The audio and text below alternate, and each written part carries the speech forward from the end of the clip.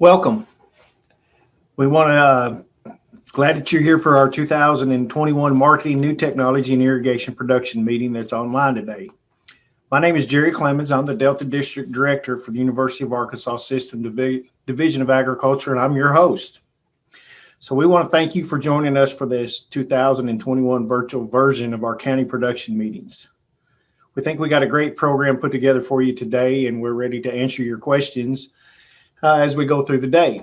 Now, before we get started, I'd like to mention that today's program counts as 2.5 CEUs for Certified Crop Advisors and Arkansas Agriculture Consultants. The CEUs for this session are Soil and Water Management will be 1, Professional Development will be 1, and Integrated Pest Management will be 0.5. We need you to remember, for you to get full credit, you'll need to stay on here for the full event. At the completion of all of our online production meetings, I'll be the person that's going to submit your CEUs for all the attendees who submitted your numbers. Now, if you've not turned in your number and you need credit, you need to contact me or send it to me at my email address, which is jclemens, JCLEMONS @uaex.edu. If you have any other questions about that, let me know. But now remember, I'm not going to submit until next Tuesday after the soybean meeting. So it's going to take a little bit. We're pretty working on getting them put together now. But like I said, again, we'd like to welcome you to today's event, which is the Marketing, New Technologies, and Irrigation meeting. We're glad that some of you are back with us. And for those of you that are new, welcome. And we're glad you're part of our production meeting system, even though we know it's a little different than it has been in the past. Of course, we do miss getting the chance to sit down with you face to face, having a chance for our specialists to have that interaction with you. And of course, it's always a good time, good fellowship for us to have an opportunity for all of us to get together and visit over a good meal while we're learning too. Today, we've got 5 presentations to share with you. We're going to go over updates from our extension specialist. After each of these presentations, if we have time, we're going to take a question or two if they're there. If not, we're going to keep moving through like we have in the last, other meetings that we've had with you. So if you got questions, there's a Q&A button. Go ahead and make sure that you click on it, put your question into it, and we'll be glad to answer your questions when we can. But to get us started today, our first speaker is going to be our extension ag economist, Scott Stiles. And he's going to give us an update on grain and cotton market outlook for 2021. Welcome everyone to the grain and cotton market outlook portion of our webinar today. I'm Scott Stiles, extension economist with the University of Arkansas, and I'd like to, before we get into the market outlook, I'd like to remind you of upcoming deadline that you may that may be of interest to you. It's regarding the ARC and PLC election decisions that you can make now each year of the Farm Bill for the remainder of the 2018 Farm Bill. You can make changes to your ARC and PLC elections. You don't have to do this, and if you don't, then your ARC and PLC elections will remain as they were in the prior year. But the deadline to do that is March 15th, and there are as a number of decision aids out there. You're probably familiar with Illinois and Texas A&M decision aids, but I'd also mention a good decision aid from Kansas State University that may be of interest to you, that includes information for all states, all counties, and program commodities within the spreadsheet tool that they offer. If you do a search for Kansas State Ag Manager, once you get to that page, find their ag policy link and click on the drop down menu and select 2018 Farm Bill. And there's a nice 9-minute tutorial video in their spreadsheet tool that Robin Reed narrates, does a fantastic job explaining how the tool works and giving an interesting comparison of ARC and PLC projected payments for the various crops. So I'd encourage you to take a look at it, and if you need any assistance with that, our information on how to find these tools or use them, feel free to contact us, and we'd be glad to help you. Again, you have the opportunity to update your ARC and PLC elections each year now for the rest of the Farm Bill, and the deadline to do that is March 15th. Looking at the projected payments that you'll receive this fall from the 2020 marketing year, the current projected payments as of January are 65 cents for wheat compared to 92 cents last year. No projected payments for corn, sorghum, and soybeans. Wheat at 5.25 cents. Long grain rice unchanged from last year at 90 cents a bushel. Medium grain down some from a year ago at 76 cents a bushel, and cotton at 2.06 cents per bushel, or per pound. So these are projected 2020 payments that we'll receive beginning this fall. So we may, among these, we may see the wheat payment come down some as we get through the marketing year. The wheat marketing year ends May 31st, and as we get progressively through the marketing year, these payment rates may change, and we may see the wheat payment in particular come down some. But these are preliminary as of January, and we may see some adjustments as we get through the marketing year. Another thing I'd bring to your attention is we're in the price discovery period for the spring planted crops, which runs from January 15th to February 14th. The sales closing date for crop insurance for the spring planted crops is February 28th. But we're in just a few days into the price discovery period, but the average prices so far are really good and at levels that we hadn't seen in some time. As of January 20th, the average price for soybeans is $11.86. We hadn't seen a price of that high since 2013. Back that year, the average price was $13.05. Corn at $4.55, sorghum at $4.37, cotton at 78 cents, and long grain rice at $12.60. So fairly strong prices across the board that'll give us good revenue guarantees. And again, we're in the early stages of the price discovery period that ends February 14th. So I'd certainly encourage you to give crop insurance a look. So looking at the markets, just an overview for everything, we're seeing for most commodities anyway, some of the best prices that we've seen in some time since 2013, 2014, and a lot of that's driven on just really strong export demand, particularly from China, for a number of reasons. Of course, China's trying to make a good effort at fulfilling their obligations of the Phase 1 trade agreement, but also they're rebuilding hog numbers in country, and of course they're also facing some high domestic prices for grains there, that, and especially in the case of corn. But China's the number one export market for right now for U.S. corn, sorghum, soybeans, and cotton. Weather has been challenging in a number of areas, particularly Argentina, but also we saw some weather difficulties across the Midwest last August that lowered the size of the U.S. corn and soybean crops some. And then commodities as a whole are attracting some speculative buying interest when you look at crude oil and corn, rice, wheat, soybeans, cotton. All have net long or net buy positions by the non-commercial speculators. So that's certainly been a price supportive factor.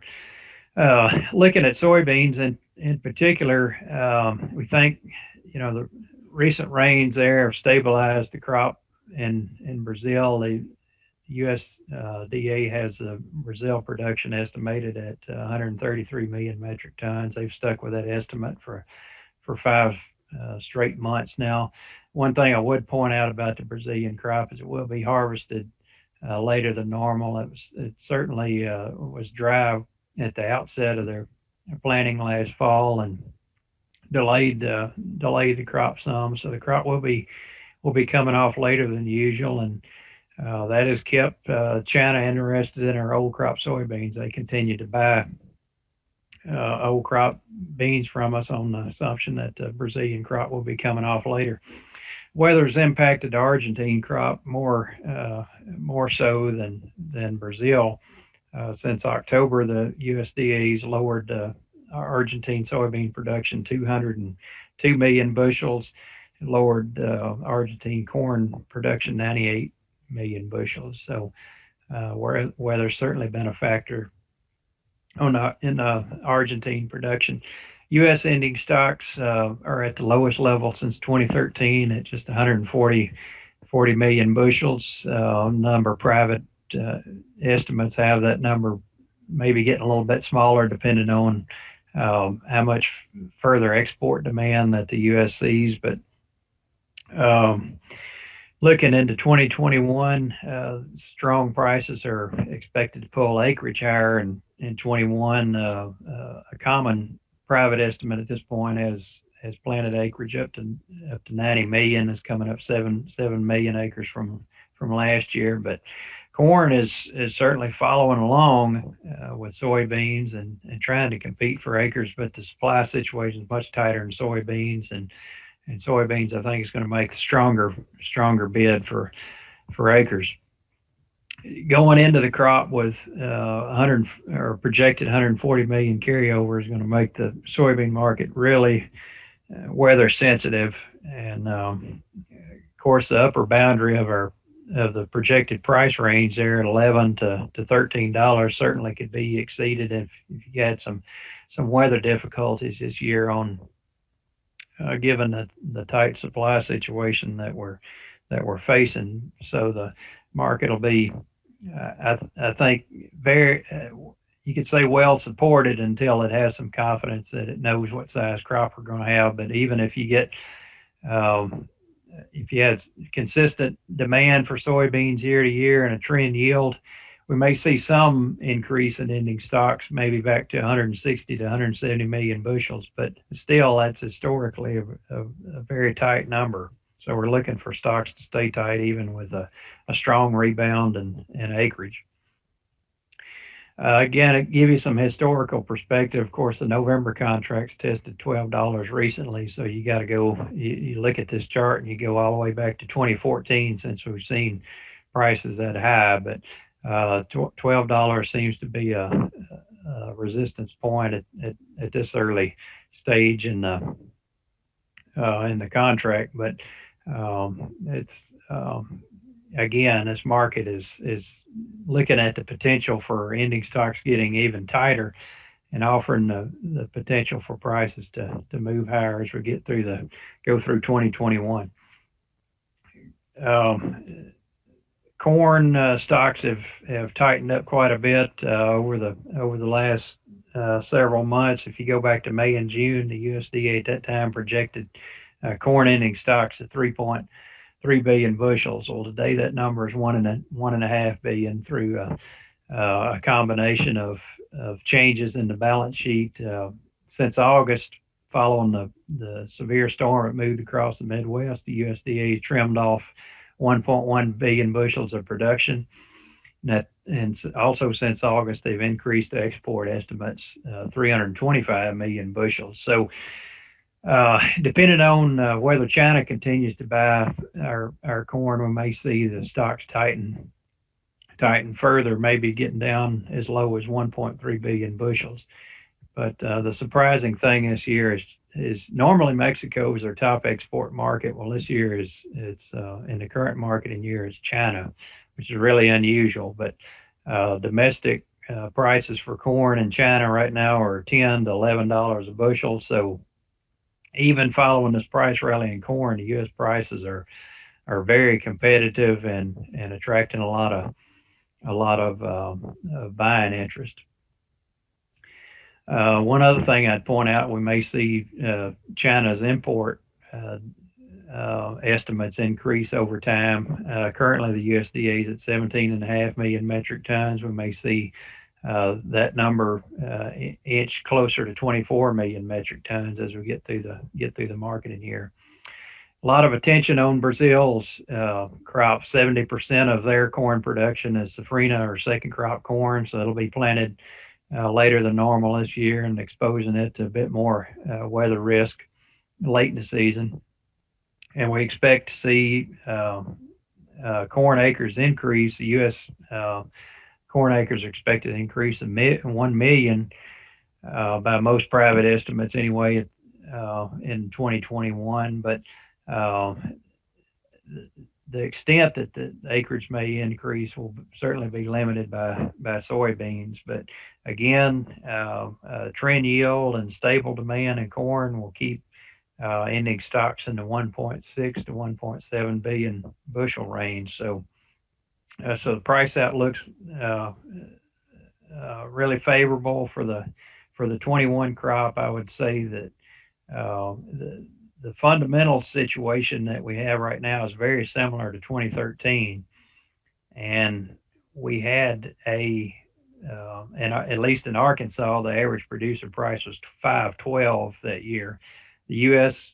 average producer price was $4.46, but the earlier harvest in Arkansas, the better basis, gave us a better producer price. But as far as a range for the 21 crop, I'd put it at this stage, based on the fundamentals as exist now, I'd say 476 to 526 would be a comfortable range that we might expect for the 21 corn crop. Give you some historical perspective. We hadn't touched $5 yet in the September contract, but we are at the highest levels that we've seen since 2014. So $5 will be key resistance for the September contract. Above that will be the 14 highs around $5.19 a bushel. Looking at rice, of course, we saw a big increase in acreage, up 31%. For long grain acres in 2020, the average yields are better, 3.6 bushels per acre, improvement over 2019, and then production was up 36%. So even with a sharp increase in production, we're still seeing, after the adjustments in the January balance sheet, we see ending stocks at a much more manageable level, around 26.3 million hundredweight. If you go back to December, the balance sheet for long grain were, at that time, USDA is projecting 38.2 million hundredweight, which would be in the highest ending stocks level since going back to the mid 1980s. But USDA came in January and made a huge 14 million hundredweight adjustment to domestic use. So that's record domestic use, record total use, and that pulled the carryover down to 26.3 million. The thing I would say, there's a bit of a trend in USDA's adjustments in exports. Right now they're at 66 million hundredweight. They've adjusted that lower for 3 straight months, but it's still above the 19 number. The 1920 marketing year, 64.6. That I'd say that that would be the one I would watch, because the weekly export sales numbers to date point to lower long grain exports, and the big lagger there is milled rice. It's running 42% behind a year ago, but overall long grain exports are down 17% year on year. So that's something that's I'd say that is a bit concerning in terms of demand. So we may see the USDA lower its export estimates in upcoming months, but we're carrying in a comfortable supply. But still, the prices are for new crop are above last year, and got a boost from the January WASDE. The close for the September contract on January 11th was 1208, and then you got the big reduction in ending stocks, and that's carried the market to a recent high at 1262. So that compares to 1206 a year ago. So you'd say, well, we may not see much change in rice acres year to year, but the big change over the past 12 months has been the price of soybeans. So soybeans are going to be a fierce competitor for rice acres. And also, we need to rerun our budgets with, higher fuel for 2021, higher fertilizer, and see how that affects the comparative returns between rice and soybeans. Cotton got a friendly WASDE report in January. The USD lowered the crop size for the U.S. crop size, 1 million bales, increased exports 250,000 bales. So now we've got a huge change in carryover down to 4.6, the lowest that we've seen since 2017. So that has provided a boost to the new crop December contract that trades around 79 cents today. So cotton really has gotten, especially if it moves to 80 and above, it'll really be in the acreage battle with corn and soybeans. The other thing I'd mention too is cottonseed prices have followed along with other feed stuff. So you see in cash cottonseed prices move to some levels that we hadn't seen in a while. Memphis prices right now are $320 a ton. We hadn't seen a price that high since September 2014. So the key revenue source for the gens is certainly improving as well. But cotton is getting some support from macro factors. It follows closely with the equity markets. Economic stimulus has been supportive to the cotton market as trying to add more economic stimulus, get consumer spending up. The vaccine news has been positive. The weak dollar is certainly positive for all commodities that we export, and then the higher crude makes the synthetic fibers more expensive. So those factors have been supportive to cotton prices as well. So if you look at going back to the highs that the December contract made in 2018 at 94.82, and you follow that range down to the lows we made last spring of 2020 at 50.18, the market's retraced two of the key retracement objectives so far, at the 50 and the 62% retracement, and now you're seeing, especially if the grain prices continue to rally, you have a number of people talking about December cotton moving into the mid 80-cent area. So the next retracement objective that we might look at is the 78% retracement at 85.27. So that's not out of the question especially if we continue to see the non-commercial interest, the speculative funds continue to pour money into commodities, and also lift corn and soybean prices. We may continue to see cotton follow along and move into the mid 80s in sync with the major grains. So just some final thoughts. I'd say that the current commodity and price environment, I think, eliminates the likelihood of these ad hoc payments that we've seen the last couple of years, such as MFP and CFAP. So I wouldn't use the historical payments from those ad hoc programs in my 2021 cash flows. Also, the higher commodity prices are going to mean less from the Farm Bill safety net programs like ARC and PLC. So this is going to put a lot of pressure on the producer to make good marketing decisions and also manage his input cost. You're seeing sharply higher energy and fertilizer costs especially since last November.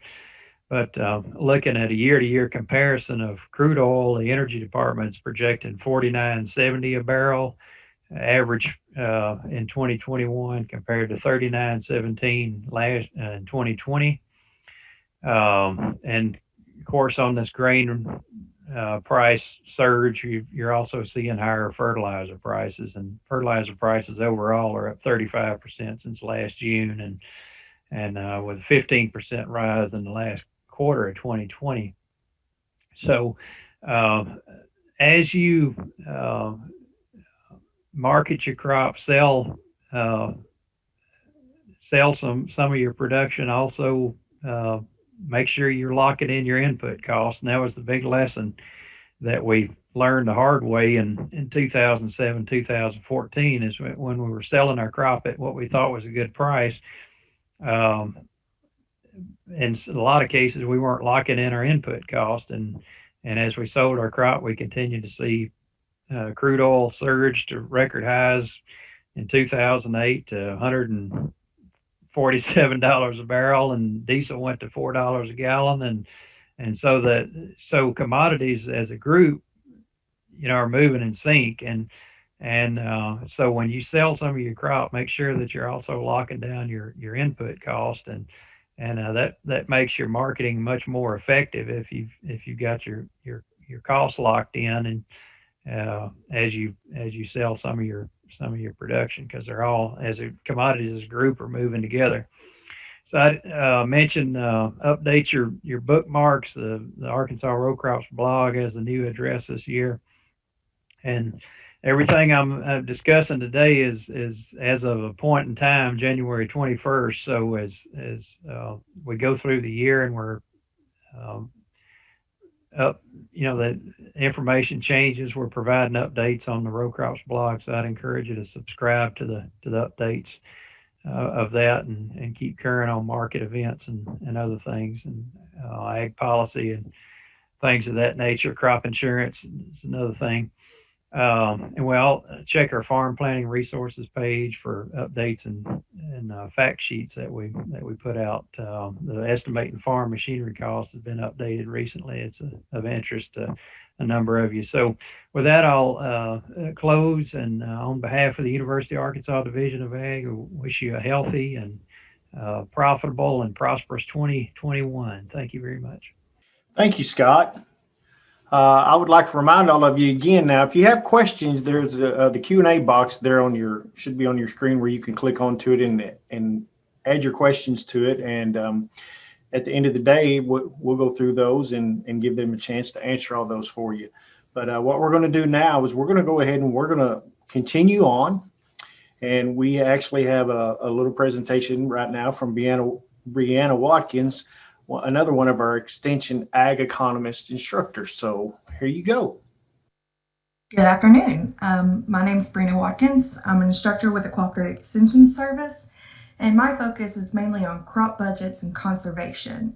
Today, I'm going to focus more on the crop budget side, and we're going to focus on utilizing the crop budgets, mainly like where to find them, how to find them, and how to use them once you have found them. If you haven't been to our Extension website before, I highly encourage you to look around. There's a lot of available resources available here. It's at uaex.edu. You can see the first arrow in the top right corner there. I utilize that search engine. For the crop budgets, I simply type in crop budgets. This brings you to a list that will contain kind of the search results of your keywords. You can also search things like rice, soybeans, irrigation, and it will give you a conglomerate of those keywords. I also have noted over here to the left this Farm and Ranch. That actually provides a lot of great tools for producers, and I encourage you just to select it and look around and see what's available there. But for today, we selected crop budgets. And so once you've hit the search button, this is what appears. You'll see that I've circled here the Crop Enterprise Budget page. That's the link to get to the actual budget files. Once you've selected the first link, the Arkansas Field Crop Enterprise Budget page will then appear. This is where you can find all 53 available crop budgets that are categorized by seed technology and irrigation type. On the left here, you'll see the list of the enterprise budgets available. These include the field crop budgets that I'm discussing today, the livestock budgets, as well as some specialty crop budgets. I've also shown on here the farm planning website. I've circled it. I'm going to venture off the budget page for a minute to show this website, because on this website, the farm planning resources, you'll see under the publications several useful publications. But most importantly, I wanted to note the Farm Machinery Cost. This is a publication that Scott Stiles and Dr. Stark have created, and I feel it's a great tool for quick estimates whenever you're looking at custom work done. But now I'm going to go back to the budget page. You'll see in the circle where there's a minus sign, for any of the budgets, you can select the pluses and they'll turn to minuses, which provide the drop down of the available resources for each crop. You'll see this is cotton B2XF. The first three listed are the 3 Excel files: furrow irrigation, pivot irrigation, and non-irrigated. The next 3 files are the PDFs. The PDFs are the old manuscript files. This is an example of what the manuscript PDF looks like. It's a black and white printable version of any budget file that has been created. Next, you're going to see this is an actual screenshot of one of the Excel files. At the bottom are what I call tabs within the Excel file. This is kind of how you navigate the budget program and how it's designed so you can use your own input for cost and for machinery use, etc. To the left, the next tab over is what is called the Field Activities tab. This gives details as to how the budget is actually developed.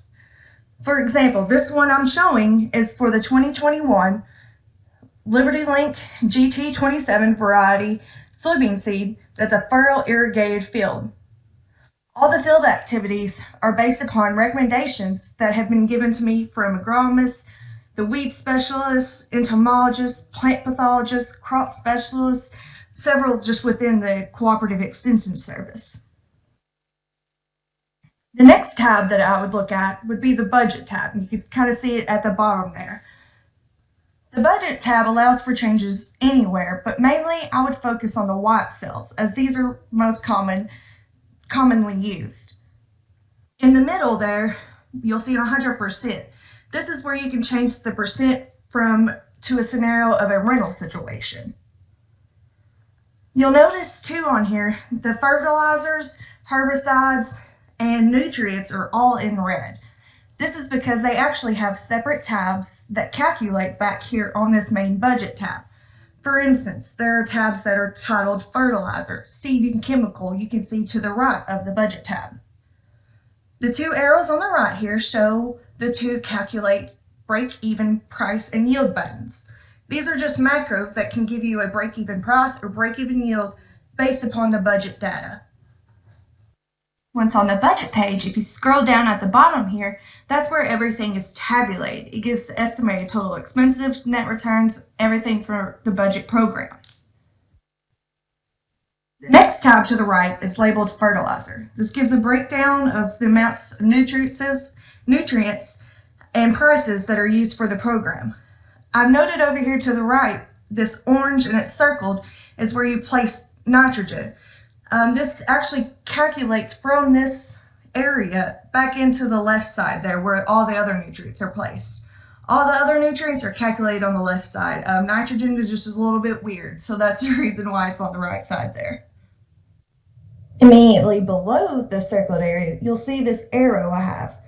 This shows an area where I would typically put the prices.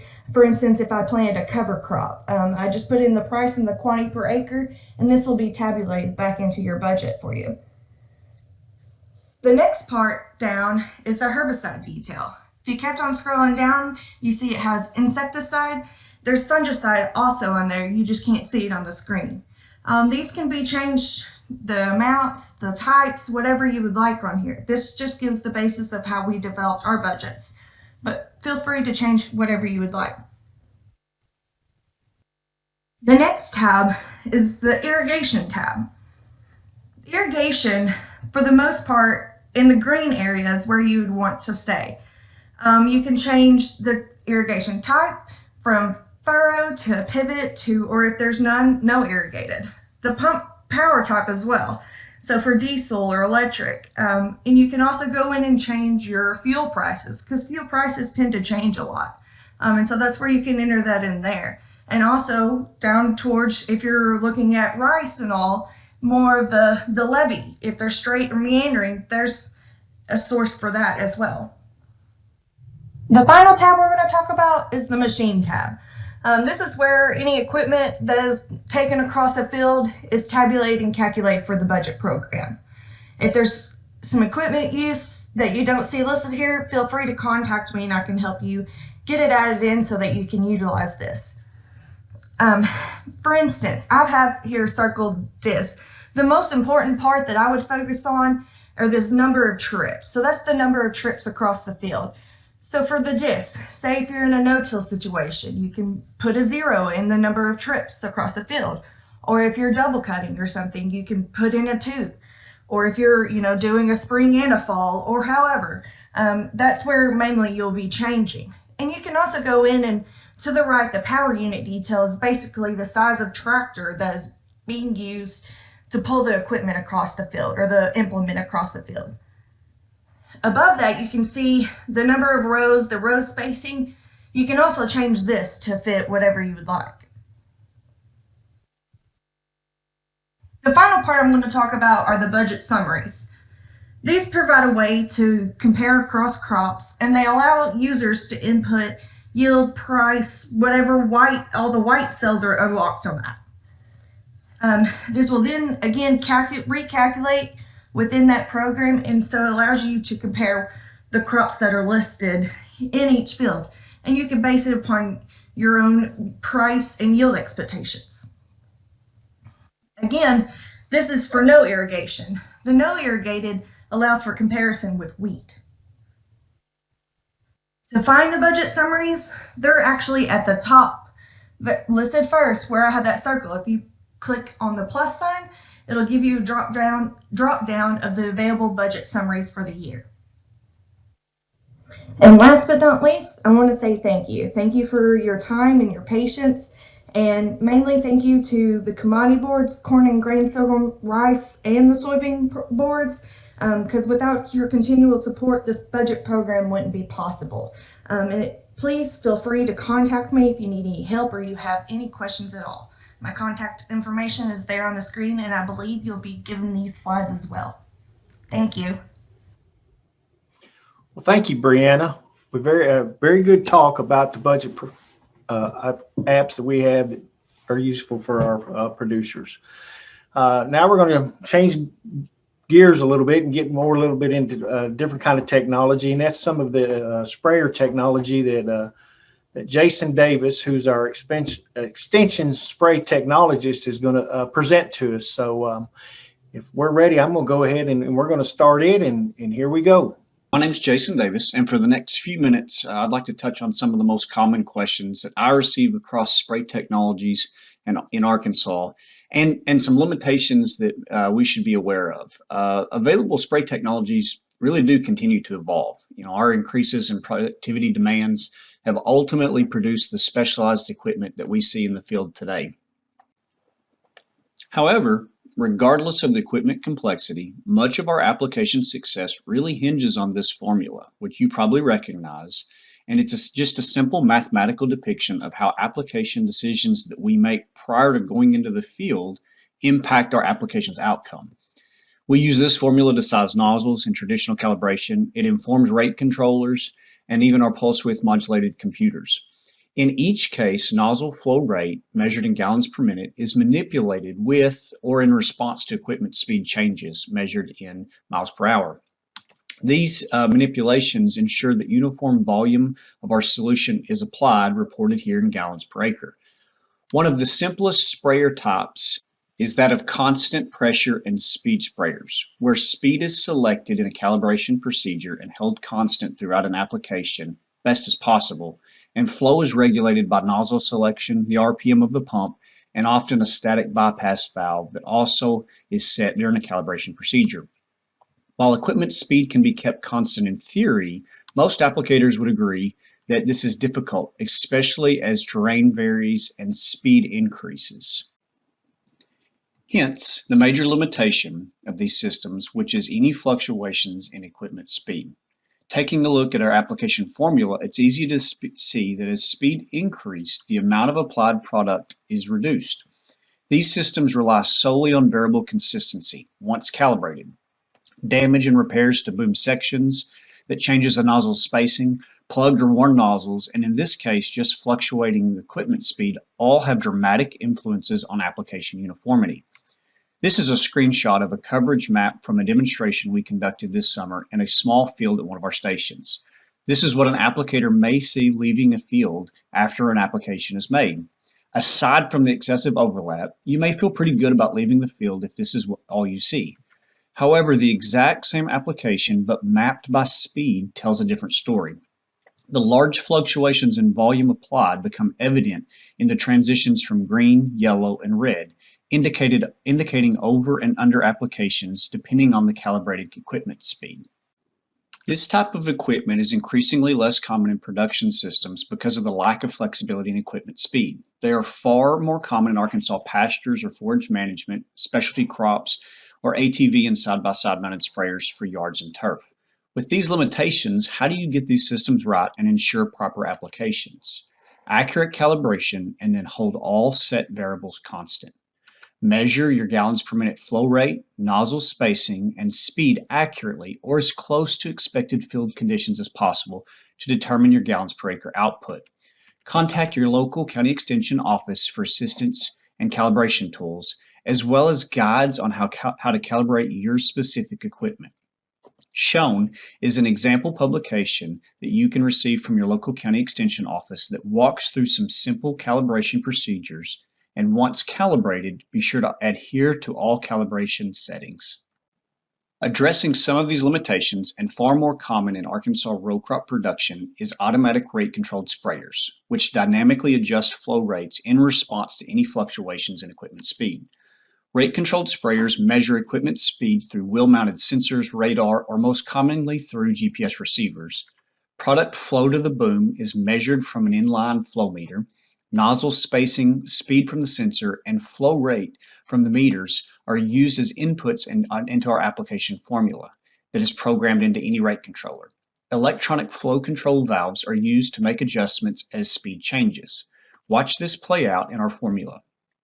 You can see how as speed changes, the computer recognizes a drop in the application rate, adjusts the flow valve until the values from the flow meter rise and are proportional with the equipment speed to hold target application rate constant. Rate control sprayers have allowed for greater in-field flexibility and have accommodated dramatic increases in equipment speeds. However, these systems are not without limitations. System flow rate is measured and adjusted, but errors can be present between nozzles that go undetected.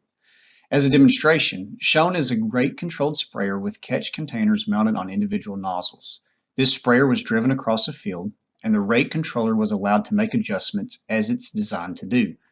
As reported by the field computer, it did a pretty good job. The targeted rate of 10 gallons per acre, shown on the bottom right, is realized in the applied rate box on the left side, also showing 10 gallons per acre. However, upon close inspection of the catch cans, you can see that the computer wasn't really telling the whole story. From left to right, you can see that we had a plugged nozzle and 3 of varying volumes. Averaged, the computer sees no problem, but we as applicators know better. This can easily be remedied. It really goes without saying, but simple nozzle maintenance, regular cleaning of systems and nozzle strainers and tips can help reduce plugged and restricted nozzles.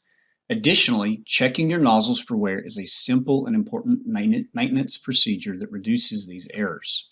To check your nozzles, first determine the designed or expected flow rate.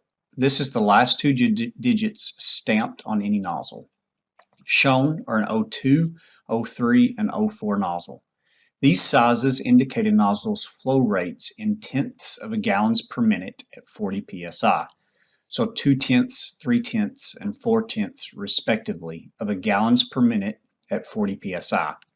Once you know what your nozzle's flow rate should be, measure it at 40 psi to determine how close it actually is. It's very important to accurately measure flow readings and to determine the pressure at or very near the nozzle being tested. Your local county extension office is a great resource for testing nozzles. Each office has the tools shown to take accurate readings and can make quick determinations about the conditions of most nozzles. A general rule of thumb is to replace any nozzles that are worn and applying 10% over their design flow, again at that 40 psi. The example shown shows a number 5 nozzle, so a half a gallon per minute would be expected. As you can see, the nozzles are measuring high. 10% elevated flow in this case would be 0.55 gallons per minute. So 2 of these nozzles need to be replaced. Practically speaking, with so many elevated values, one might consider replacing the entire set as opposed to mixing new and old nozzles on a sprayer. In addition to flow discrepancies caused by a lack of nozzle maintenance, coverage inconsistencies can arise from pressure variations caused by speed fluctuations. While rate controllers generally do well at holding applied rate, this is often at the cost of major variations in system pressure. With rate-controlled sprayers, this coverage map is accurate in reporting applied rate. However, the speed map with rate-controlled sprayers essentially represents a pressure map, and changes in pressure can create dramatic changes in droplet sizes produced by most nozzles. In this demonstration, fluctuating from coarse to ultra coarse. Nozzles are typically sized based on anticipated equipment speed and rarely account for actual speed ranges within a field. As an example, this TJet AI-XR is sized for 10 gallons per acre work at 15 miles an hour, comfortably within the coarse droplet spectrum. However, most applications will require the equipment speed to fluctuate in turn rows while accelerating or decelerating on passes, or because of irregular field conditions. The differences in coverage may or may not impact an application's efficacy, depending on the application's target, pesticide used, volume applied, and other application variables. It's just worth noting that these variations exist and should be considered when sizing nozzles. A more extreme example, this TJet TTI nozzle is similarly sized at 15 miles per hour and 10 gallons per acre work. Based on the TJet catalog, this should produce an extremely coarse pattern. However, in areas of the field where equipment speed is at or below 8 miles an hour, pressure drops below 20 psi and the nozzle's pattern nearly collapses. As an applicator, this needs to be taken into consideration to prevent poor product efficacy simply due to a lack of speed, pressure, and reduction of coverage in these situations. Building on the flow control of automatic rate-controlled sprayers, pulse width modulated systems similarly adjust applied rate as equipment speed changes. However, this is done independent of pressure, minimizing coverage variations caused by changes in the droplet spectrum. Using high-speed solenoids on each tip, in addition to the system's flow control valves, nozzles are pulsed commonly at 10 times per second. Within each pulse, solenoids are held open fully for a period of time proportional to the travel speed of the equipment. This allows for the nozzle's flow rate to be adjusted at the nozzle while holding pressure constant, including droplet size and therefore coverage. As an example, this Wilger MR11006 is sized for 10 gallons per acre work. But unlike rate-controlled systems, it can be used in field conditions from 5 to 19 miles per hour by adjusting the system's duty cycle from 25% on per second to fully on with minimal changes in pressure.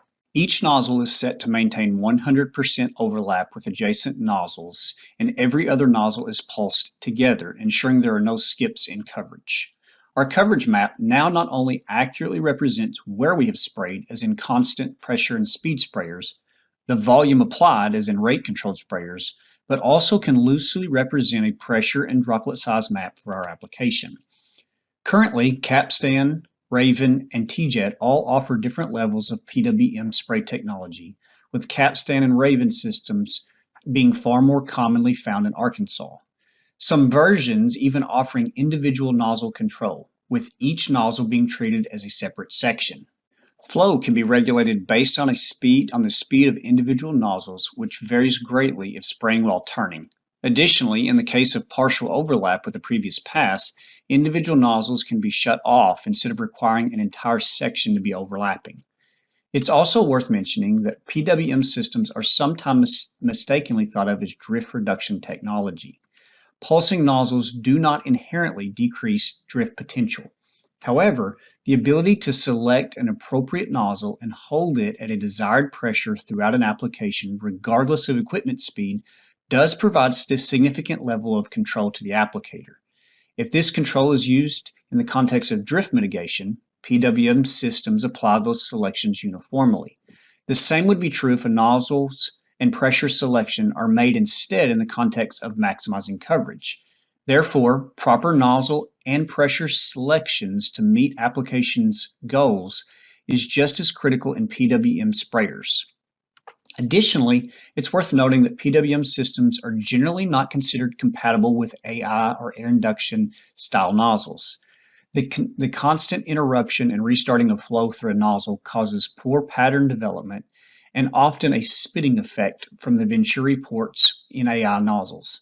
While this is a limitation of PWM systems, there are plenty of appropriate non-air induction type nozzles available that are compatible with these sprayers. A slightly different approach to rate and droplet control is represented by Hypro's Duo React and John Deere's Exact Apply. These systems use pairs of nozzles of staggering flow rates together that are matched with similar droplet spectrums. At low speeds, the lower flow rate nozzle, represented here by nozzle A, is turned on and used with a typical rate-controlled system to maintain desired flow by adjusting pressure. As speeds increase, nozzle A is turned off and nozzle B, a higher flow rate nozzle, is engaged. As speed is further increased, nozzle A is re-engaged and both nozzles are controlled by the rate controller to hold rate. Nozzles are selected and engaged in a way to minimize pressure and droplet variability as the systems cycle through nozzle combinations. Additionally, Exact Apply is PWM capable, which smooths the pressure fluctuations between nozzles. Individual nozzles are each pulsed at 15 Hz or 15 times per second. From constant speed and pressure sprayers, rate controllers, to PWM systems, so what's next? One emerging technology is that of sprayers that can detect and spray vegetation on the go. WeedIt is an example of one such technology that's been around since 1999. Onboard LEDs first emit a red or blue light, and an optical sensor triggers a PWM solenoid to spray when certain wavelengths are reflected, indicating plant tissue. Detecting and spraying all plants is helpful in burn down or defoliation applications, but it has its obvious limitations with in-crop applications. Still in development are optical sensing and identification of specific targets, such as weeds amongst crops, is on the horizon. As an example, Blue River Technologies, now owned by John Deere, uses machine learning algorithms to detect and spray only target organisms. However, as of the time of this presentation, accurate results with these smart sprayers requires low travel speeds, which greatly inhibit their potential adoption in Arkansas crop production. Spray drone technology is becoming commonly used in China for applications traditionally achieved with backpack sprayers. The technology is beginning to catch on in the United States, primarily in specialty crops, traditionally high-risk aerial applications, and more recently in large facility sanitations of COVID-19. While there are some practical applications using this exciting technology in large production fields, such as levee spraying and spot treatment of hard-to-reach areas of flooded areas, it's unlikely that these sprayers are going to replace your self-propelled or AgCat sprayers anytime soon. Field robots are another exciting technology on the horizon. Several industries, including agriculture, are currently developing smart, robust, and autonomous near-field ready robots that may just make our life easier in the very near future. While there are several examples of mechanical and chemical weeding robots in development, it's really difficult to know when these systems will truly be field ready for our tough production environments. More imminent, in my opinion, are the application decisions or production decisions in general that are better informed by big data. In this context, I'm referring to the proximal data like grid sample and yield data, and remotely sensed information from satellites or drones generated from your farm. While many may be using this mounting data efficiently, most producers that I visit with are somewhat frustrated by the onslaught of information that their operations are generating. Weekly satellite updates, previous year soil samples, and the last decades of yield maps, it can all become a bit overwhelming to make sense of and may simply be underutilized. We are currently beginning a project to help with this problem and would really appreciate your participation. We have partnered with Ag Analytics, a data company that will act as a data pipeline to gather crop information, nutrient data, application information, and yield maps from participants. To participate, please visit the link shown, which will take you to our page on the Ag Analytics website. In the top right-hand corner, click Login, and then sign up as a new user. Signing up only requires an email address, password, and username. Once you have created an account and agreed to the terms of use, simply sign in to your John Deere or Case Operations Center. You are simply giving Ag Analytics permission to make a copy of your equipment data and provide it to us for research purposes only. The QR code on the left side of the page takes you directly to our page to begin this process. You simply open the camera on your smartphone, point it at the QR square shown, and it will open the appropriate web page. I will leave the code on the screen to give you a moment to find your phone and access the web page. A couple things to note about participation. First, it is completely free and secure. Ag Analytics uses similar encryption that is used in online financial transactions to copy and transfer your data. Second, all of your personal information is removed from the data. The data used in our projects are anonymized before we receive it. And finally, the whole process will only take 2 minutes to create a sign-in and opt into the project. This will require nothing from you once you have opted in. However, your participation by granting us access to a copy of your operations data will greatly help us make heads and tails of the large volumes of data generated by operations like yours annually, and provide insights into the influence of certain production practices on yields. The ultimate goal would be to help you find efficient ways of making more informed decisions using this data swell. Your participation would be greatly appreciated in getting this project started. With that request, I will close and post my contact information. If there are any questions after this meeting, feel free to contact me via my cell or email address provided. Again, we would sincerely appreciate your participation in our Big Data project. Finally, I would like to thank the U of A Systems Division of Agriculture for their support of our ongoing projects and demonstrations that have contributed to this presentation. Thank you, Jason. Again, for those of you that might be interested in that, helping them with that study, remember it's analytics.ag/UAEX-connect. Or try to get a hold of Jason Davis at jdavis@uaex.edu. So now what we're going to do is we're going to keep moving forward. And next up on our program is one of our extension irrigation educators, Mr. Mike Hamilton. So we're going to turn it over to Mike and let him educate us a little bit on irrigation. Hello, I'm Mike Hamilton, and I appreciate y'all joining us today for our irrigation Zoom or online meeting. I'm kind of tired of these. I wish we'd get back to in person. Number one, I'm losing too much weight, not having all these free meals. So I'm really missing those and donuts. I was going to get me some donuts and have with me today, but somebody told me I shouldn't do that because I'd get it all in my beard and everything. So, but I'm going to talk about some new gadgets that we're using out in the field. Irrigation's one of the easiest things that we do out there. As this picture here shows, you can see how easy it is. Nobody ever sees this out in the field. We don't ever have problems like that. This guy actually called me and asked me if I thought this was going to blow up or would he make it throughout the season. I think before we got done talking, he figured out it wasn't going to make it. But there's always some pretty unique ideas out there that I come across. But there's a few things that we can help you with if you'll give us a call with the NRCS or extension, and maybe we can head a few of these things off on the front end. One of the biggest things that we're using here lately is the pipe planner program. We used Faucet for years and years.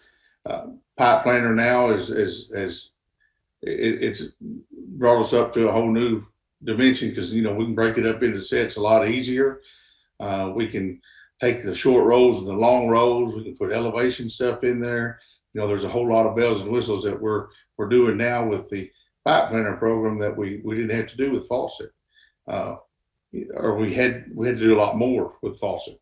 We had to measure everything with Faucet. Now pipe planners doing the measurements for us. And that's taken quite a bit of off our plate. Now, pipe planner and Delta has went back and redesigned a few things. And I think you're really going to like these changes this year.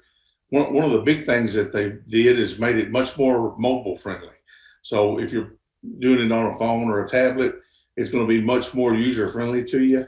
To toggle through everything and to draw out the fields and to break it into sets. A few other things that they fixed. This picture on the left here is, the center of the field design.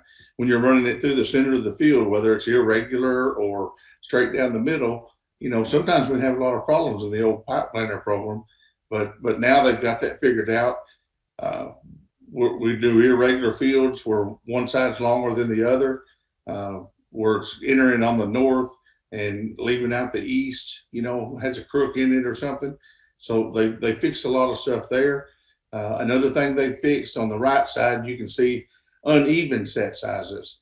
It breaks into everything. Originally, it would break everything into perfectly even set sizes. If it was a 60-hour field, it would do 3 20-hour sets.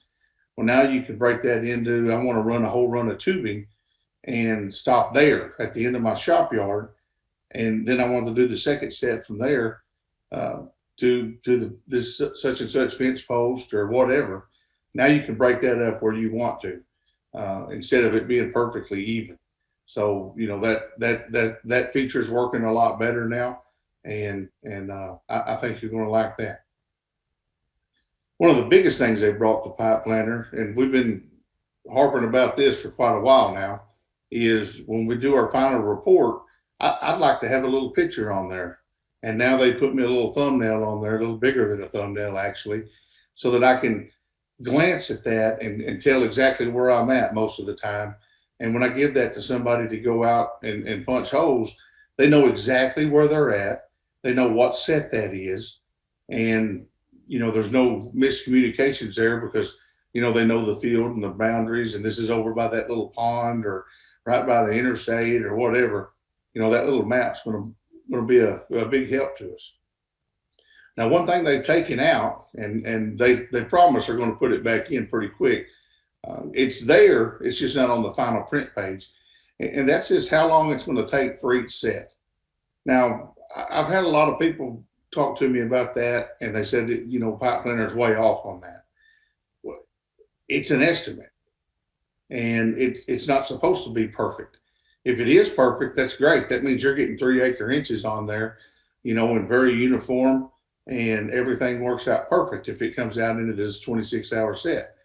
But if it takes shorter or longer, that just means you're pumping more water out on the field or less water than you need to, so that, your subsequent irrigations may need to be much quicker or delayed even more, depending on how much water you're pumping. So we came up with a furrow irrigation calculator, and there's a whole lot of information there on, and I'm going to zoom in so you can see it a little better. But the main thing of it is you simply type in your well capacity and the field size or the size of the actual irrigation set. And then when you hit submit, it's going to give you out the irrigation level in acre inches that it should put out at a given time. So in this scenario, 2,000 gallons a minute for a well capacity and a 56 acre field, it's going to take 13 hours to put out 1 inch of water, 25 to put out 2, 38 for 3, and 51 for 4. And you just use that. And if you irrigate this field and in 25 hours, you're down at the bottom and you're running water in the ditch, it's time to turn it off, right? So that means you put out 2 acre inches. If you want more than that, then you're going to have to put a surge valve in or do a cover crop to get some better infiltration, you got to do something to get more water out there. If you only took 13 hours to do this, that means you put an inch of water out. In that scenario, that means that you're going to irrigate Monday and you're possibly going to have to come back Thursday during peak water demand when we're using 1/3 of an inch a day. So this just kind of helps you with your scheduling. And I think if you use this in combination with your irrigation sensors, your watermark sensors that we're putting out in the fields, I really think you'll get a lot of benefit out of it. There's a big difference in irrigating and water. And we're trying to get you to go to the next step and really, really concentrate on how much we're applying out there, how deep the roots are using the water, and all the variables that go along with that. One of the things that Pipe Planner has brought to the table is the elevation that we're putting in our program. We've got a lot of fields that we're putting barrels out. We got fields that we're putting barrels every 4 or 5 rows sometimes when it's dropping 7, 8 foot or 10 foot down that run. Well, Pipe Planner will tell you where to put those barrels exactly. When you get in there, it'll tell you to put a choke or a barrel or whatever you want at various places down through that field. I've got folks that'll put a jack up. And the reason they're doing this is because depending on that hole size and the pressure, your water coming out of that same hole could fluctuate significantly. How many 1/2-inch holes do you think it takes to equal a 1-inch hole? Would you believe it takes 4?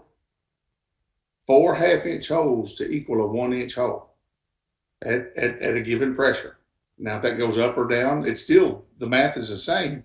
It just takes that many holes to do it. But you can see here, if I'm at 1.5 feet of head, I can get 4 gallons a minute out of a 1/2-inch hole. I get a whole nother gallon out of it if it's up to 2.5 head pressure. So, there's a lot of variability, and that's why the Pipe Planner has been such a benefit to us. Now, I can put in there in Pipe Planner that I want it to do 1 foot of head, and it'll tell me where to put the barrels. In this scenario, it's telling me 15 half barrels, about 1 foot tall, right? Now, I move that up to 2.5 feet. Now I'm putting 4. Well, I'd rather put or take up 4 as opposed to 15 down a run. So I'm putting a little bit bigger build up and saving myself some work in the long run and saving hole sizes, because before and after every hole size, that pressure changes a lot. I've got growers that are using just soil, going out there and building it up. Some are making their own little jack where they can raise it up or down, adjust it. Some are using everything they got in the back of the Toyota. I've got others that'll go back and load the Toyota up again. Now, this is transfer tubing here, so that's why it's so much taller. It'll hold a lot more pressure. But that's the thing about the Pipe Planner program, is it tells you where that pressure's at, where to put a build up, when to use 18-inch tubing, 22-inch tubing sometimes, if you've got a whole lot of water. And it'll also tell you where that head pressure is high or low at. Now, one of the big things I like doing is leaving my pipe open-ended. I don't like tying a knot down there at the bottom of it, because if water's coming out here, as opposed to it blowing up, I've just got water trickling out, and I know I need to put some more inclines up there. Once I get it set right, and Pipe Planner will get you really, really close right off the bat. But once I get that set right, I won't have any water running out. And I can tie that knot if I want, but if you have any problems with surging, or something happened to your tubing to roll off of an incline or something, then I got more water down here and it's going to blow up, and I may not get there for 6 or 8 hours to check that again. So I like leaving it open. If you're blowing up at the water source, then that just means that I need to put an inline tee up at my water source so that I can take the pressure off up there. And with the power unit, I can raise that up and down and get it to where nothing's coming out of the top of that, and I know my pressure is not going to blow up when I put that 2.5 feet above the ground. So you can save yourself a lot of headaches by not tying that off and leaving it in an open system like that. Now, drones are one of the newest things that we've been playing with. Got one last year, and this one's actually got RTK. So, I've got a RTK ground unit there that I'll put out, and this will give me elevation. And you talk about accurate. I'm extremely impressed with how accurate this thing is. All I do is tell it where I want it to fly over a field, and it takes a bunch of pictures. I'll process them and put them together. I can watch where my drone's going and flying in real life and on the screen. I can watch where it's tracking and where it's been. I'll take it back to the computer and put it on there, and I'll use one of the various softwares that's available to help stitch that image together. And then I'll have my map of the field, and then I can take it and get my elevation off of it. I can run down that where the tubing line is. And I like this because I'm not guessing. I'm not up on near the turn row, close to the turn row, or up on the turn row, or down in the field too far. I can zoom into that map and get exactly where my tubing is going to lay, going around some bends and curves, and get very accurate with my fluctuations. You know, I may go up or down on my tubing run. And the more information I put in the Pipe Planner program, the more accurate it's going to be. So I like having this in there. And I'm doing this with a pretty reasonable price drone. And a lot of folks are getting into this. There's some other researchers, and then I know some private folks that are doing this as well. But I can run that little line. Took me 15 minutes to fly this run. And I took a couple hours to do the analyzing of it and get it back. But I can do that pretty quick and get you a pretty good line out there. And the one thing about it is I'm not going to get out there and track mud across your field or run anything up. I'm flying this drone as long as there's not standing water to give me some image problems. It's going to give me some pretty good data, very good data. It's just a different run. You can see the tree line there that I'm going next to, and we just followed that out and did it. A bunch of various folks did this, and then we've also compared it to the LiDAR data and the tractor with their system, and it's amazing how close we're getting. It's within an inch, and sometimes I think the drone will outperform some of the other stuff, especially whenever you're out there. And if you're sinking down anywhere with your machinery, this drone, it's getting that image right on top. So, the smoother the surface, the better it's going to be, but it's very accurate, very accurate. Now that we're doing a lot of row rice, and I don't see that going backwards, I think it's very important to get these elevations on row rice and to run the Pipe Planner program so that we can get it pretty perfect on the front end. Another thing in rice is multiple inlet. And I can take that drone and fly it over the field and measure these paddies. That's one thing that, we can do it with an older image, but if we do any dirt work, or if there's any little difference from one year to the next when we pull the levees, that's going to be a little different on our design. So I like flying the field with the drone, getting a real-time image of that year. You can see this field on the left here. That 33-acre pink paddy there, it goes from east to west to north to south. And, the hired hand that I worked with on this, he said, I knew that was a weird paddy, but he said, I sure didn't know it was on all four corners of the field. He said, I'd see water in it, and I didn't know which spill to shut off or open up to get more water here or there, where a hill was. So, getting that image out there is pretty nice. And you can see over here on a precision level field, those aren't perfect. The spaces in between those, and if you're just going to go out there and guess, you could be quite a bit off on some of the paddies, and getting your multiple inlet set up on the front end will help you a lot. And this one's just a big nightmare field that we did down south. This is actually at Pine Tree on the station, and there's a whole lot of paddies down there. And there's multiple water sources and pretty complicated, but it's amazing that we can fly that drone over there. And this took a couple hours to fly, but once we got it done, it saved us a whole lot of work and give us some very, very, very good acreage on those paddies. One last thing I'll mention on drones is, a lot of people's got them, and, other than going out and getting some surveys of the damage from a storm, or how much down rice or down green snap I got and corn or whatever. You could fly this in a lot of your drainage ditches out there, and really hone in on where you need to go do some significant work to clean out a ditch, and send somebody in there if you just need to cut a log or two, compared to getting a track hoe in there. It'll save you a lot of money. This grower here, he said it saved him quite a bit instead of going up and down the whole ditch. He just went to 5 or 6 places down there and swept it out. And then a couple others, he said he took a tractor and hooked the chain up to it and pulled the log out. So pretty handy thing once you get used to flying them. They're not that hard. Be careful who you let fly it. It's Chuck Wilson, and let his son fly it one day. And once I got it up off the ground and away from things, it was good. But when I let him take off, we almost hit the grain bin and the truck in the same flight within 2 seconds of each other. So I got a little carried away with that one. But once we got it up, everything went good. Well, I'll stop there and appreciate y'all attending, and I hope you got a couple questions for us. Thank y'all so much.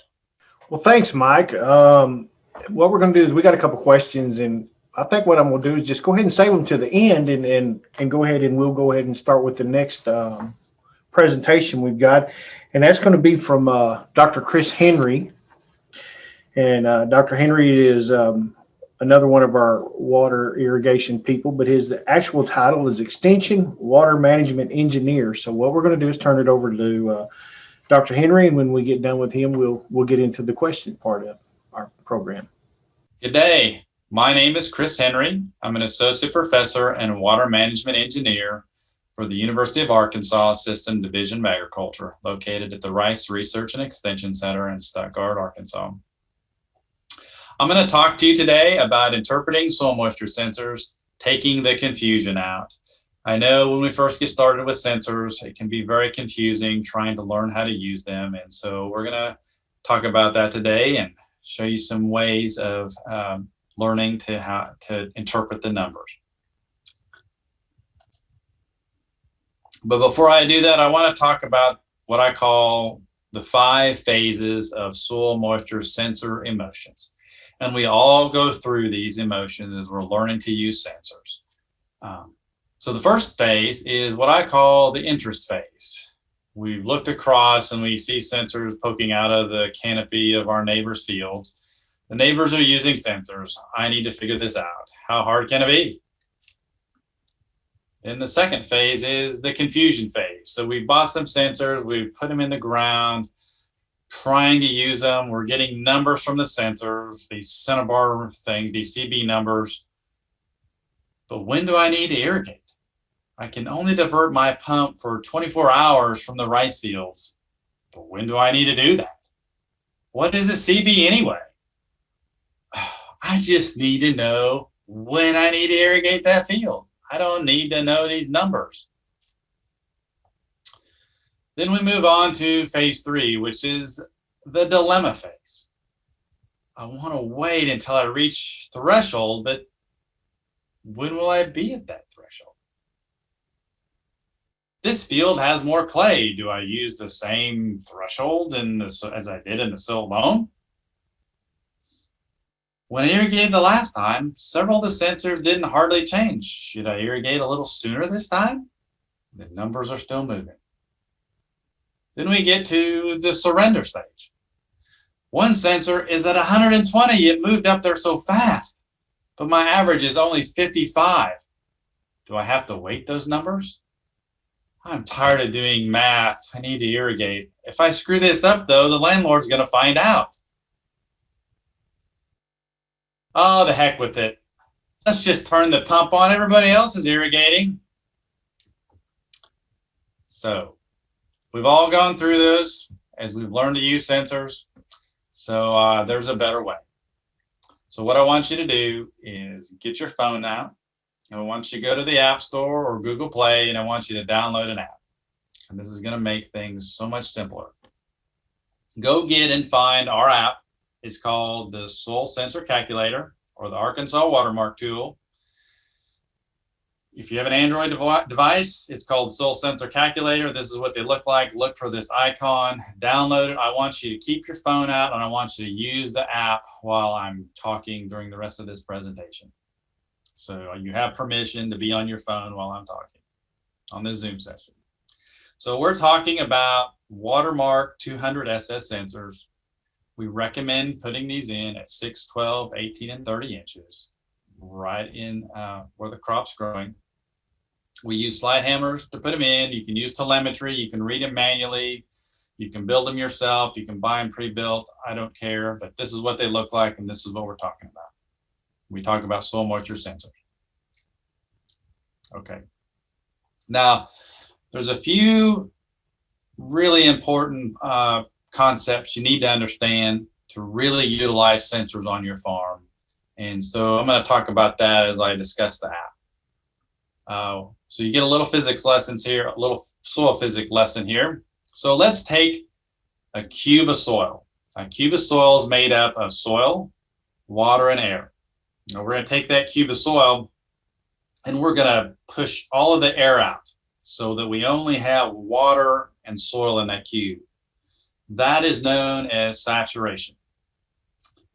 We're going to let gravity take effect now and let a little bit of air come out. So gravity is going to pull a little bit of water out, air is going to come in, but that cube of soil is holding all of the water it can in that cube, and that is known as the field capacity. So that's all the water the soil can hold on its own.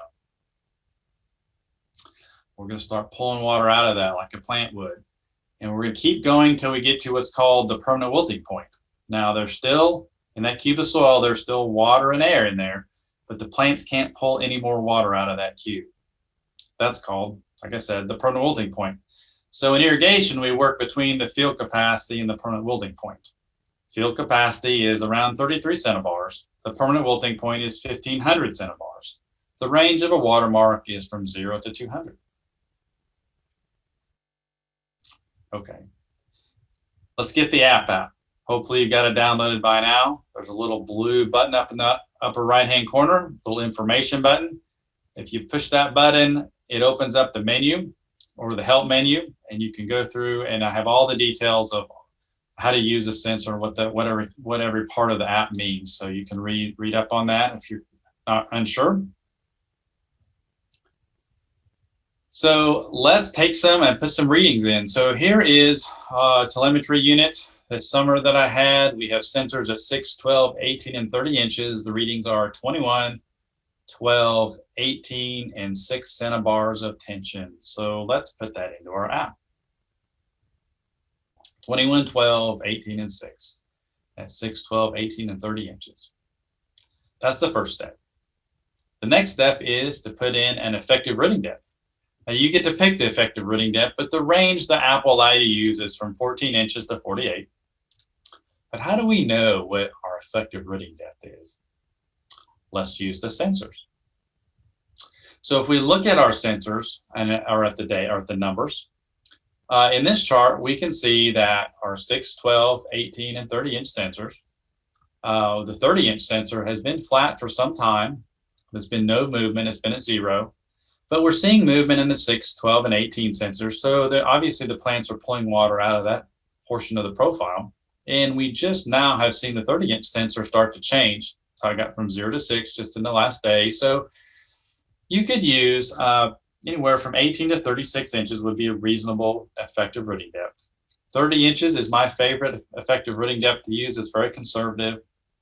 But both values will tell us for corn could be 3 to 4 feet and soybeans 2 to 3 feet. Here's an example of where we have no movement at the 30 inch profile. That's the green line. But we're seeing pretty good movement in the profile on the 6, 12, and 18 inch sensor, which is 84, 67, 45. So since the 30 inch sensor is not moving, I would use either 18 or 24 inches as the effective rooting depth. So you can use your sensors and their change or rate of change to decide if the water moving and how deep it is in the profile, and use that in your app. The next thing you're going to do is select the soil type. We have 5 soil types available: sandy loam, loam, silt loam with a pan, silt loam, and clay. So pick your soil type. Now the soil type is very important because how much available water is purely a function of the difference between field capacity and wilting point. So that range we talked about in that cube of soil, the bigger that is, then the more water that the soil holds. So from this graph, you can see that silt loams hold the most amount of water, followed by clays, and then loams, sandy loams, and sand. And we have to adjust for this. The next thing you'll select is what's called allowable depletion. So we allow you to select the allowable depletion, and it ranges from 30% to 50%. And this is essentially your safety factor. How much risk are you willing to take, or how much of the soil water balance do you want to consume before you irrigate again? So we talked about the difference between field capacity and wilting point. That's the plant available water. And we usually only use about half of that, or 50%. So that's the maximum allowable depletion we'll try to use. The rest of it then is our safety factor. And so for irrigation, where we're putting on 2 to 3 inches of water, we need to deplete the water before we refill it. So we'll use 40 to 50% allowable depletion for irrigation. If we have a center pivot, I would suggest using 30 to 40% allowable depletion, because we're not putting as much water on, and we can store it in the soil because our application depth is lower. So we don't need to go as far or use as much of our safety factor. So 30 to 40% is plenty acceptable for a center pivot. Or if you have a very limited water system, you have trouble keeping up, you might use a lower allowable depletion. So if you do get behind, you have some extra safety buffer capacity. The next thing you can select is the crop growth stage. And in this menu, I give you how much water the plants use at each growth stage in inches per day. We do this for corn and soybeans, so you can select that. Then lastly, you'll put in the amount of time it takes to complete an irrigation. You can take this from your pipe planner design, for example, but this is essentially how long is it going to take for you to irrigate that field to put on the desired application depth. So you hit calculate, and the app then gives you the information you need. It tells you what the average reading is, how much water is available in the profile. In this case, it's 2.3 inches. Stress is expected to occur at 123 centibars, and irrigation should be initiated in this field in 6.8 days. And the crop still needs about 14 inches of water to finish out the growing season. Now, if you put in your time to complete irrigation, then what I do, or what the app does, is it figures out basically in 8 days, you're going to exhaust the soil water in the profile. And so we need to start irrigating before we run out of water. So it backs that time up. So by the time you start, and by the time the water gets to the plants, it takes you 24 hours in this example, you have reached your allowable depletion by then. And so we start ahead enough so you don't get too far. So that's where this 6.8 days comes from. So let's fast forward to a little further in the season. Let's say we have corn at R5, 50% milk line. Now we're at the end of the season. We're going to use 50% allowable depletion because we don't need a safety factor anymore. And it says the average reading, and it tells you that no irrigation is required because 2.2 inches of water are needed to finish out the crop, which is less than the 2.5 inches you still have available in the profile. So you're done for the year. If you don't have enough water at the end of the season, then the app gives you a lot more information. So here in this example, our average reading was 91 centibars. We have about half an inch of water left in the profile. We need to irrigate in about 2 days. The crop still needs about an inch of water. We have half an inch, so we need another half an inch. That can come in the form of precipitation, or if we're going to irrigate, because irrigation's not as efficient, isn't 100% efficient, we need to add a little extra, so we've added that in. It takes about 7/10 of an inch to finish irrigation. So the app, we put the numbers in, essentially tells you you need to irrigate in 2 days. If it rains, a 1/2 inch, you're done. Otherwise, put on 7/10 of an inch. So if you have a irrigation system, you can do a quick flush. If you have a center pivot, you can actually set your percent timer to exactly 0.7 of an inch and finish out the season. We have this app available on Android. This is what it looks like. It works exactly the same way. It just has a little different look. So remember to always visually inspect the crop to ensure that the sensors and the crop condition agree. Use a slide hammer to verify soil moisture readings that do not seem reasonable. Most of the time, the sensors are right, and our perceptions and expectations are wrong. Sometimes placement or installation is the reason, but this is rare. Sensors cannot fix pore infiltration. They are a tool and are just reporting what they sense. It is our job as irrigators to figure out why things are not what we expect. And if sensors are changing, soil water is moving the profile at that depth. And remember that sensors only measure one location in the field. They're not sensing the entire field, and we have to understand that limitation to use them effectively. For more information about soil moisture sensors, you can see we have some fact sheets available. I put them out here. The first one is on how to prepare, test, and install watermark sensors, how to construct them, all the materials that you need to build a watermark sensor set. The second fact sheet in the series is how to use watermark sensors. So it has a lot more detail about the sensors and interpretation and charts then to figure out what the water balance is. And the last fact sheet is that critical one at the end of the season, how to make that decision about the last irrigation and when you're finished. That's probably the most important one, in my opinion. That's the one that you can actually help you save the most amount of water, because it helps save that last irrigation and make sure that if you do have to irrigate, it was worthwhile. I also offer these surge and soil moisture sensor schools. Today, we've had over 230 people go through this program. We're going to do them virtually in February. We're going to do them, we have 2 dates, 2 schools, February 16th and February 17th. One section's at 9 in the morning, both days. The second section's at 1 p.m. in the afternoon, both days. You have to attend both days. And basically what we do is go through the physics. We go through, you actually build sensors as part of the class. You do that on your own. That's what we have the $152 for. But you have to register by the 8th of February. And then we'll send the kits out. We'll mail the kits out to everybody on the 9th, so you have them in time for the school. But it's a really intensive program to really learn how to use sensors and get you up and going really fast. Another opportunity is the irrigation contest. Go to our website to enter the contest. This is a great opportunity to try sensors on your farm and get some feedback. And we give out over $50,000 in prizes through the irrigation contest. But as part of the contest, everybody wins, because you get a report card to let you see how you did compared to everybody else without anybody else knowing how you did. So if you think you're a good irrigator, this contest will prove it. So I want to announce the winners, recognize the winners. We had Chad Render win first place in corn, 11.5 bushels per inch, 225 bushels per acre. He used pipe planter, watermark, sensors, and cover crops. Second place was Terry and Clay Smith. Third place was Brandon Kane.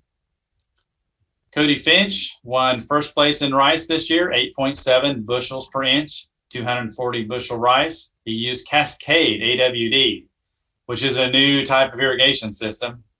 No polypipe, no sensors, just pure management and skill. Manage the levee spills and let the soil go dry, and then reflooded just the right amount of water, just the amount of water he needed to grow a really good rice crop. So he's really set a great example about how sometimes we don't need all of these tools, that the most important irrigation water management practice is management. Second place was Seth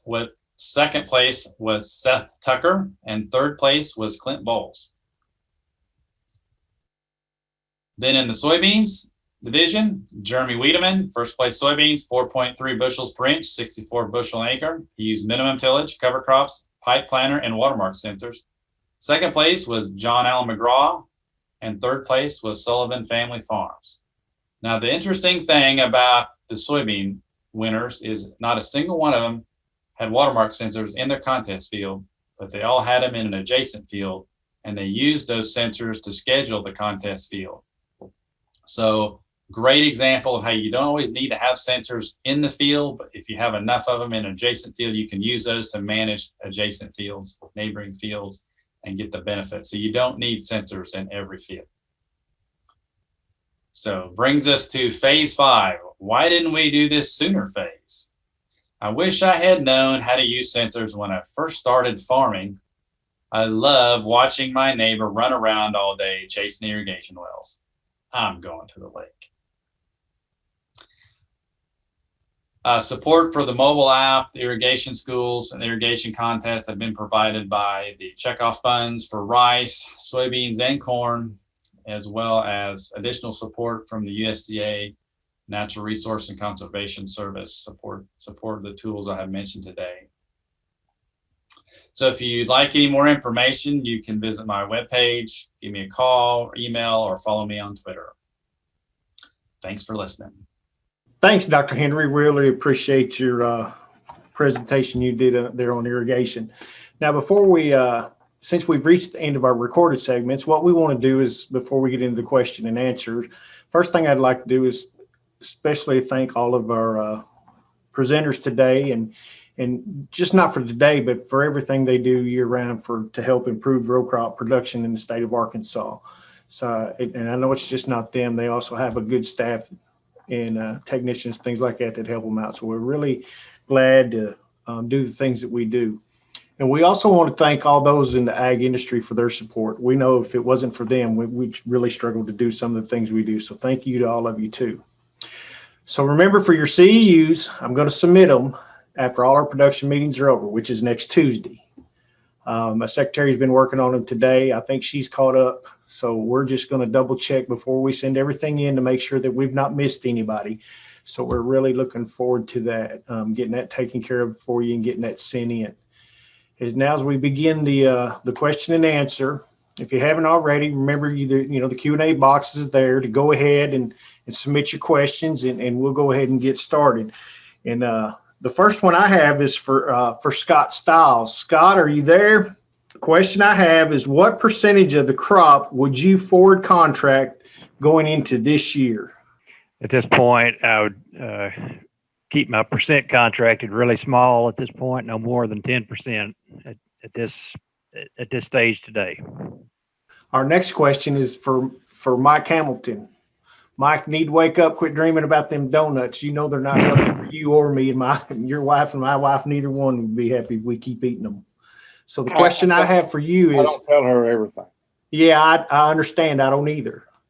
So how often would you need to fly your drone on a field to get the best elevation for a pipe planter? Is once a year enough? Yes. Yeah, I definitely would fly it as soon after planting as possible, so that, hopefully I don't have any vegetation out there and the crop's not in the way or any weeds, but as soon after planting as possible. But I also, if you have a cover crop or something, it's going to be after you're laying your tubing out there, so that you don't have that cover crop that's influencing the height of that elevation reading that you're getting. So you'll be amazed at it. But right after planting, you'll even see the rows in your elevation. You'll see the height of your rows up and down. So as once a year, as soon as you can after planting. All right. Thanks, Mike. I had another question just pop up for you real quick, Mike, since you're still on with us. What brand of drone did you use? The drone that I have is a Phantom 4 RTK and a Trimble GPS unit that I put on the ground. And it's not a sub-inch accuracy, but it's 1/10 of a foot is the accuracy, which is just a hair more than an inch. All right. Thank you very much. Now I've got one for Chris Henry. I'm assuming that's who it's for. It says by irrigation timing to be put into calculator. Do you mean the time it takes for the water to make it from one side of the field to the other? Is that a Chris or a Mike? No, that's for me. So in the app, it's the time to complete an irrigation. So if you wanted to do less than that, if it took you 24 hours, that's what I'm assuming. If you got water across the field in 12 hours, then you could use 12 hours, but conservatively, I would use 24. So you could use either. All right. Thank you, Chris. Mike, I had another one come in for you, and here is the question they have. Do they have to have a license, or are there any kind of restrictions for those wanting to use a drone that haven't used one in the past, the way you were using it with the pipe planter and tying everything together? Yes, sir. A license is required if you're doing it for fees or part of your job. You do have to have the 101 pilot's license. Even a recreational pilot should have a license. It's not required, but they still got to follow the same rules that we have to follow as pilots with a license. I would encourage you to get a license, even if you're not doing it, as part of your job. There's a lot of information you'll learn. Okay, thank you.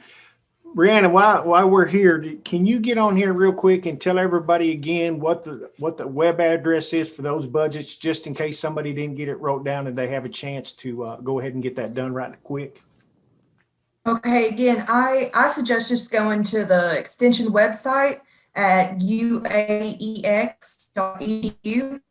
and then there's a search button, and in that search button, type in the crop budgets. And once you have searched, it's the first kind of link that'll appear. So, and if you have questions, my email is B as in boy, J Watkins, WATKINX, or S, sorry, at uaex.edu. So. All right. Thank you very much, Brianna. I've got another question here. It's an irrigation timing one, and I'm assuming, Dr. Henry, this should probably be for you also. It says, how does this irrigation timing account for making a complete irrigation cycle across the entire farm? That's a great question, Jerry. So the app's really set up, or if you're going to use sensors, usually what happens is we start out with a field and manage that field. And so that's the time to take and get water across that field to the last plant in that field. That's that irrigation time. So if you're not using, so if you're going to use sensors, for example, the irrigation contest winners in soybeans didn't have a sensor in the field they were managing, but it was the second or third field in their cycle. So they timed the irrigation off the field with the sensor in it. And then when they got done with that, they moved on to the next one and the next one and next one. And that's how they completed their cycle, unless you happen to have enough capacity to irrigate every field in your farm at the same time.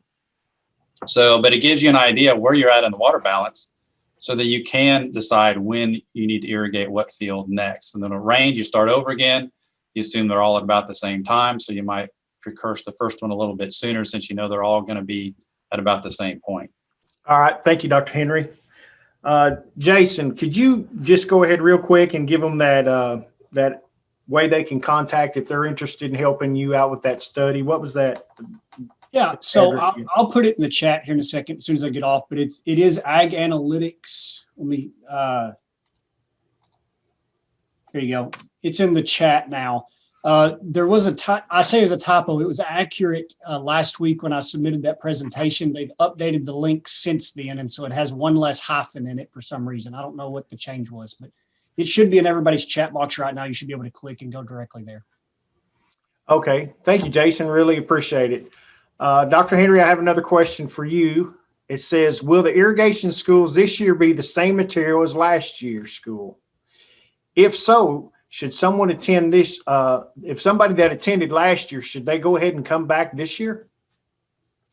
I cover the same material in the class virtually as we did last year. So if you've attended an irrigation school before, you would need to come back. Although I do know some people that do come back and attend the school again because they want to rehash what they learned the first time because we cover so much material. So you're welcome, but it's going to be the same thing twice if you come back. Okay. I have a question, another question for Scott Stiles. Scott, if you're ready, here it is. This one's pretty good.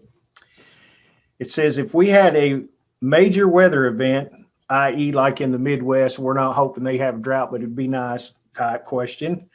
How high could crop prices escalate?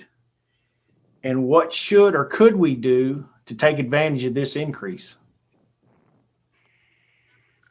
If there was a major weather event in the Midwest, you'd see prices do what they did in late 2012 and go to record highs, especially in soybeans. And you'd see that to some extent in corn. So I guess my advice would be to not be an aggressive marketer pre-plant and just maybe market more on a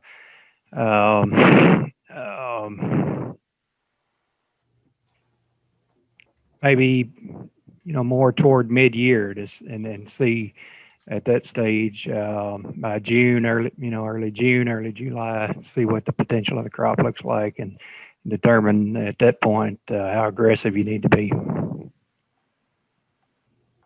All right. Appreciate your answer very much. At this time, that's all the questions that we have that were turned in today.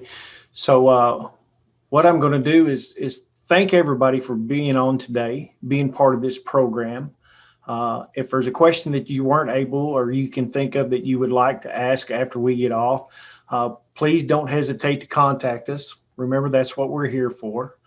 Also, remember, you got a good resource in every county that we're located in. Every county, you got a county agent there that's willing to help you. Reach out to them. We're very appreciative of the things they do for us and the way we all work together. So there's no more questions. I just want to thank you for joining us today for this virtual marketing, new technologies, and irrigation production part of this. We hope you enjoyed it. Of course, now we've got one more to go. And in this series, and it's going to be next Tuesday, February the 2nd, it's going to be the soybean production part of it. If anybody's not got registered, you still have the opportunity to do that. It is open now, and we want to thank all of you for being part of this today. And like I said, if you need us, please let us know. Thanks.